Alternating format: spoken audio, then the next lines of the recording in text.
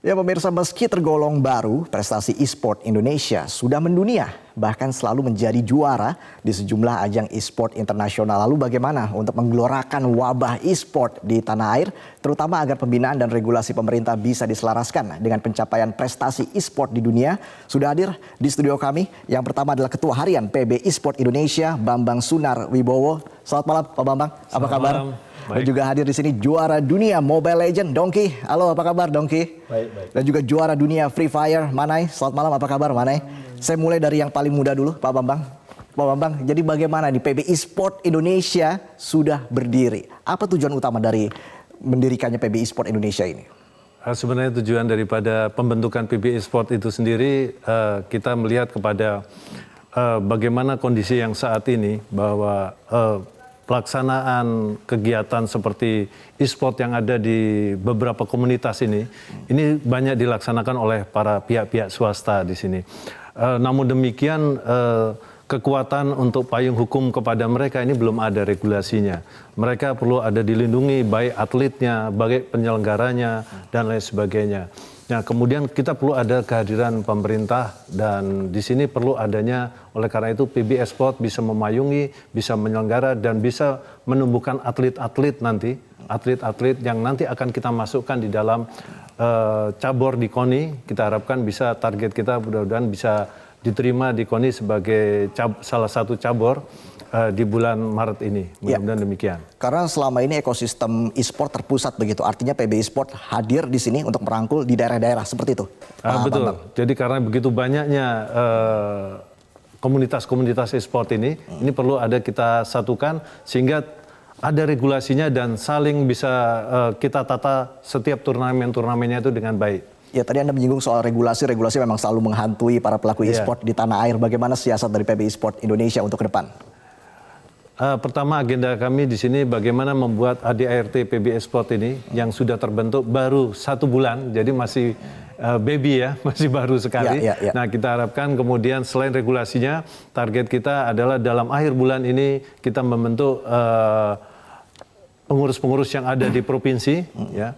Kemudian kita ajukan kepada sebagai salah satu persyaratan sebagai cabur di KONI dalam hal ini, dan tentunya kita mohon dukungan daripada KONI dan kemudian dari Kemenpora dalam hal ini. Oke, saya ke Dongki di sini. Kamu juara dunia Mobile Legends. Mobile Legends adalah salah satu game, mungkin game yang paling populer di Indonesia, Dongki. Bagaimana kamu melihat perkembangan e-sport di Indonesia sejauh ini? Perkembangan e-sport kalau menurutku itu sekarang kan udah besar sekali ya. Cuma kalau kita ngomong kan kemarin-kemarin masih stigmanya kan negatif. Nah, ini yang perlu disadarin oleh orang tua, karena kan semua sukses tuh harus ada dukungan orang tua dulu. Nah, itu yang kalau kita ngomong e-sport nih satu. E-sport ini sekarang baru berkembang. Jadi baru berkembang dari yang stigma negatif ke jadi positif, itu jadi masih masa transisi gitu ya. Jadi ini belum terlalu besar. Jadi belum terlalu besar aja udah seperti ini. Kalian bisa bayangin kalau bagaimana e-sport ke 10 tahun, ke 20 tahun lagi ke depan. Nah, jadi kalian tuh kalau lihat pro player yang sekarang tuh lagi kan berlomba-lomba tuh untuk menjadi e-sport. Nah, itu sekarang tuh dari e-sport tuh bisa cari duit juga. Nah, itu tadi Pak Bambang, ini soal stigma negatif juga. Kita pasarnya sangat besar, tapi juga ya banyak juga yang masih memiliki stigma negatif bahwa bermain game itu membuang waktu dan sebagainya. Bagaimana nanti PB Esport Indonesia mensosialisasikan ini ke seluruh wilayah Indonesia? Itulah salah satu latar belakang kami membentuk PB Esport ini. Sehingga nanti dengan regulasi kita membuat suatu aktivitas yang positif, kita bisa mengelola atletnya, kita mensosialisasikan kepada pihak-pihak yang terkait, terutama kepada orang tua dan masyarakat di sini, sehingga di sini apa yang kita lakukan ini adalah memang membentuk suatu cabang olahraga yang nanti bisa membawa nama harum bangsa Indonesia di dunia internasional. Kita harapkan demikian. Ya, kalau Dongki sendiri apa yang diinginkan dari PB Esport Indonesia? PB Esport sekarang sudah hadir dan sudah ada wadahnya begitu untuk pelaku e-sport. Apa yang Anda inginkan dari PB Esport? Kalau jadi yang terjadi nih ya, kita kan waktu kemarin SEA Games nih, kan belum ada PB Esport kan ya. Itu banyaklah kejanggalan-kejanggalan yang harusnya kita sebagai player tuh tahu gitu. Apa saja itu?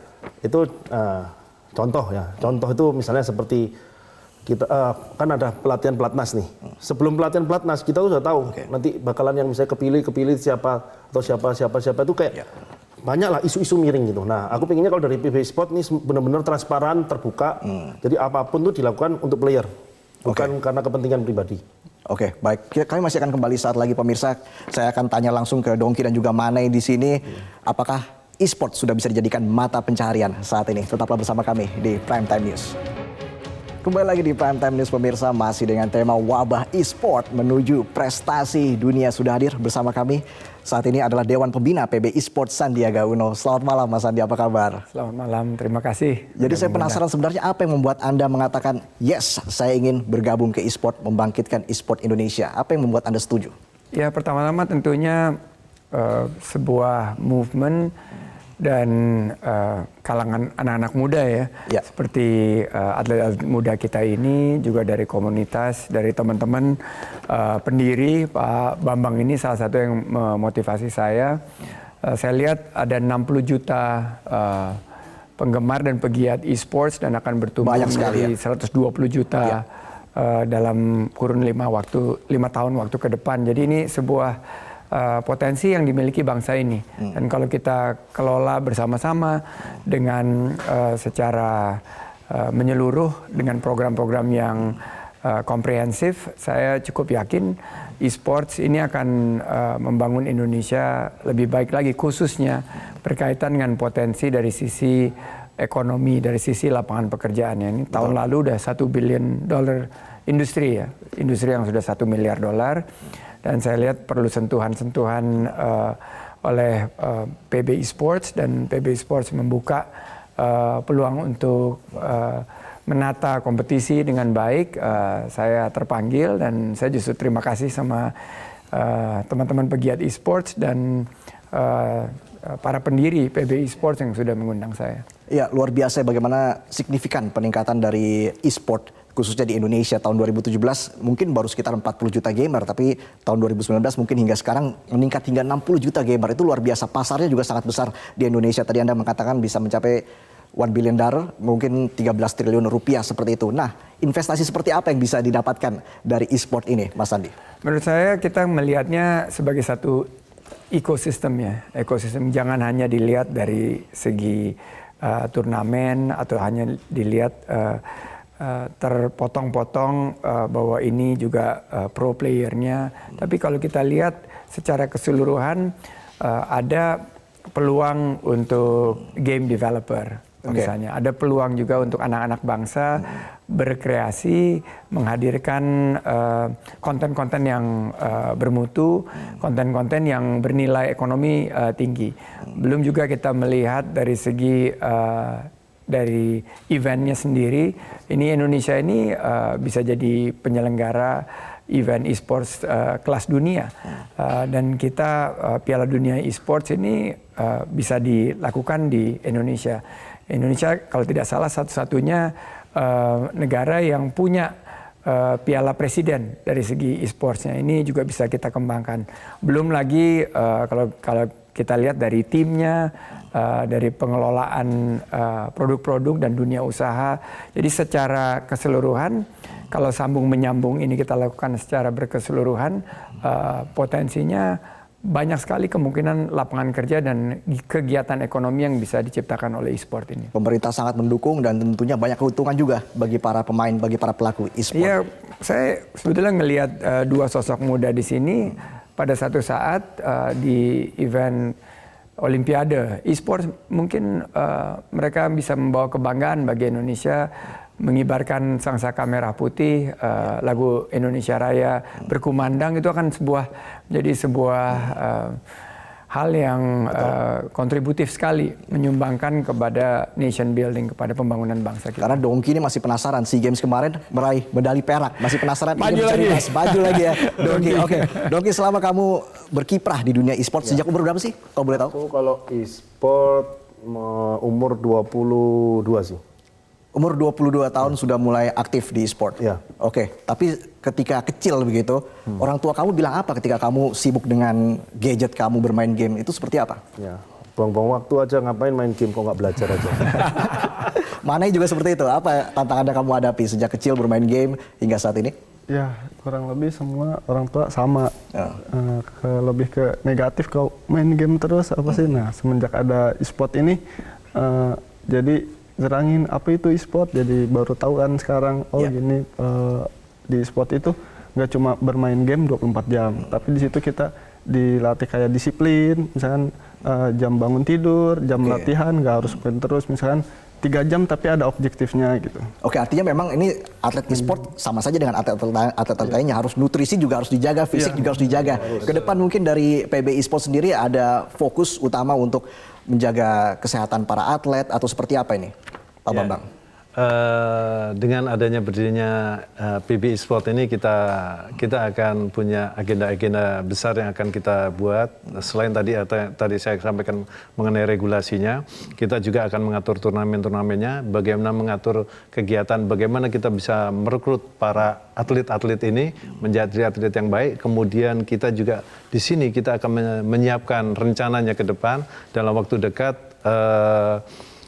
Tempat untuk pelatihan.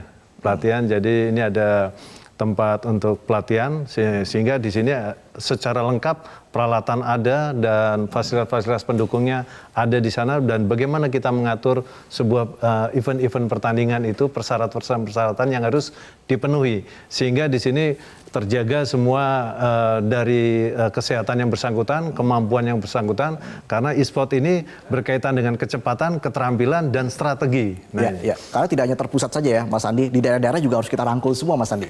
Oleh karena itu salah satu PR terbesar PB Esports adalah mulai melantik para pengurus e-sports di daerah, karena ternyata juga setelah kita lihat data perkembangannya di daerah juga banyak. Dongki mana ini yang sudah juara dunia, tapi kalau kita lihat dikelola dengan baik, luar biasa ini potensinya. Apakah Anda akan mendorong e-sport ini masuk ke dalam kurikulum pendidikan? Jangan dijawab dulu, sesaat lagi pemirsa, tetaplah di Prime Time News. Ya, majulah e-sports Indonesia. Saya ke Dongki lagi. Dongki, tadi kamu mengatakan kamu bermain game itu sejak usia 4 tahun. Artinya sudah puluhan tahun kamu bermain game. Sekarang kamu punya anak. Bagaimana nanti kamu mensosialisasikan itu kepada anak kamu? Apakah nanti kamu membebaskan anak kamu bermain game? Nanti kalau anakku ingin main game sih aku bakal bebasin sih. Karena bebaskin, ya. intinya aku nggak mau ada penyesalan di diri dia gitu. Jadi karena apapun tuh, semua itu kan pasti anak itu kan mempunyai keinginan ya. Kalau misalnya dia ingin mempunyai keinginan main game, nah, itu biarkan dia potensi dia berkembang dulu. Gitu. Jadi kamu mendukung hal itu? Mendukung. Jadi mau sukses atau enggak saya dukung dulu. Karena pasti akhirnya dia tahu kok limitnya. Pasti saya yakin kalau nanti anak saya udah besar, dia tahu limitnya. Kalau udah nggak sukses, dia pasti tahu. Tapi paling nggak udah nggak menyesal karena udah mencoba di e-sport. Dan yang pasti kan aku sebagai main e-sport, pasti aku dukung anakku. Iya, sebenarnya saya juga penasaran berapa sih bayaran pertama kali ketika menjadi pro player begitu? Masih ingat nggak? Masih. Berapa? 1 juta. 1 juta. Sekarang per bulan mungkin? Sekarang per bulan kalau di total ya ratusan lah. Ratusan juta per bulan? Wow, luar biasa. Manai, mungkin kamu punya pengalaman yang sama? Awal-awal itu ya kurang lebih ya UMR. Oke. Awal-awal pas masuk e-sport itu, nah sekarang ya udah lumayan 2 digit lah. Gitu. Ya, luar biasa ya. Pokoknya sudah puluhan juta, ratusan juta itu bagaimana atlet-atlet e-sport kita berkembang luar biasa. Mas Andi, ini ratusan juta sebulan loh Mas Andi, ini nggak main-main. Iya, ini baru pro playernya dan ini kan di tingkatan teratas gitu. Tapi juga kita punya tugas ya, membina di daerah dan khususnya di kalangan pegiat e-sports yang masih sangat potensial ini untuk mereka terus mendapatkan pelatihan, pembinaan dan juga program-program yang bisa meningkatkan bukan hanya prestasi tapi juga nilai ekonominya. Karena kita bicara pro player, tapi nanti di sisi lain kita akan juga ada game announcer, ada sportscasternya, juga kita lihat bisa event organizernya.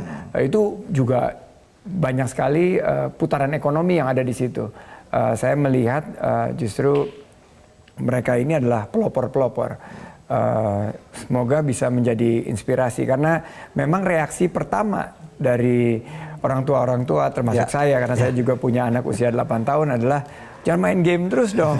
Tapi sekarang dengan sebuah konsep revolusi industri 4.0 justru edukasi itu bertransformasi dan ada yang disebut sebagai adaptive learning sekarang, di mana dalam game-game yang lagi hits itu bisa disisipkan satu metode-metode cognitive learning. Bagaimana mereka bicara mengenai entrepreneurship, mereka mengerti tentang literasi data, literasi teknologi. Tentunya perkembangan-perkembangan yang paling terkini bisa masuk ke dalam satu pemikiran, dan sistem pendidikan kita ya tentunya harus juga mengadopsi, karena juga harus belajar coding ke depannya. Kita harus punya kemampuan untuk selain daripada mendorong aspek teknologinya, tapi juga kearifan lokalnya, cultural agility. Ini yang nanti di PBI Sports tentunya kita akan bantu pemikiran-pemikiran seperti ini, supaya kita tidak hanya menjadi pasar di sport ini, tapi kita juga menjadi pemain utama dari segi rantai nilai ekonominya dan rantai nilai dari e-sport secara keseluruhan.